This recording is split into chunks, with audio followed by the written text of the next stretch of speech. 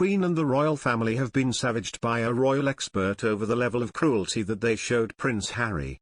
Former BBC royal correspondent Peter Hunt has claimed the royal family should have been more flexible towards the Duke of Sussex after the fallout from his sensational interview with Oprah Winfrey. He said the institution failed to understand what an asset they lost when Meghan Markle left for California. Speaking to the Irish Times, Mr. Hunt believes the royal family could have done more to accommodate Prince Harry and his wife Meghan Markle. He said, Meghan was able to give a speech in South Africa about being a woman of colour who entered an institution that, to survive and prosper, needs to continue being the head of state in several other realms which are Commonwealth countries, and it failed to do enough to keep her within the institution. I mean, it's an institution that adjusts and makes things up as it goes along. There's a flag up, there's a flag down. They can adjust their history when they need to. They've managed to find a mechanism whereby civilian Prince Edward can attend the Cenotaph wearing a military uniform.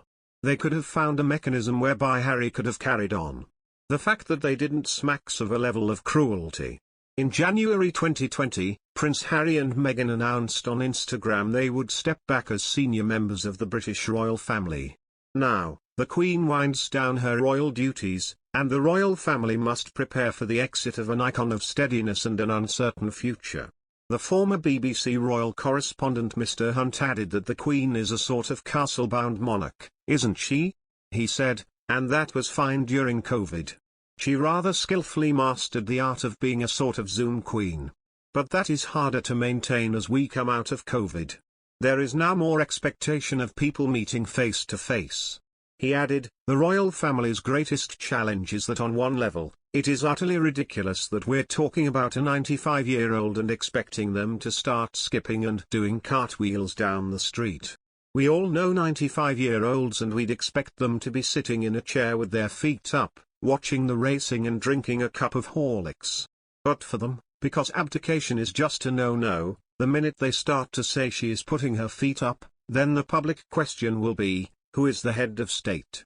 And that's a whole world one gets the sense they really don't want to enter into, either councillors of state temporarily or, indeed, a prince regent more permanently. March 2022 marks 2 years since Prince Harry and Meghan Markle had their final royal engagement before stepping away from their palace duties. The controversial Megxit decision sparked equal parts outrage. How could Harry betray his family that way? And applause, good for them, they deserve to live their own lives. But now that the Duke and Duchess of Sussex are happily resettled in California with their 2 children, the debate has turned to when, and whether, they should ever return to the UK after their daughter Lilibet Diana was born. Rumours swirled that they were battling the royals for the right to have her christened at Windsor Palace. Even at this writing, the christening details, if any, are under wraps. A royal source claims that Lilibet was secretly christened in California in December. With Queen Elizabeth's Platinum Jubilee on the horizon, the question of Meghan and Harry's return has become more urgent, and more heated. Harry has petitioned the British government to give him and his family an official police detail for future visits home, saying through his lawyer, he does want to come back to see family and friends and to continue to support the charities that are so close to his heart. Though the Sussexes have yet to announce their travel plans, at least one royal expert thinks it might be best for them to stay across the pond for now.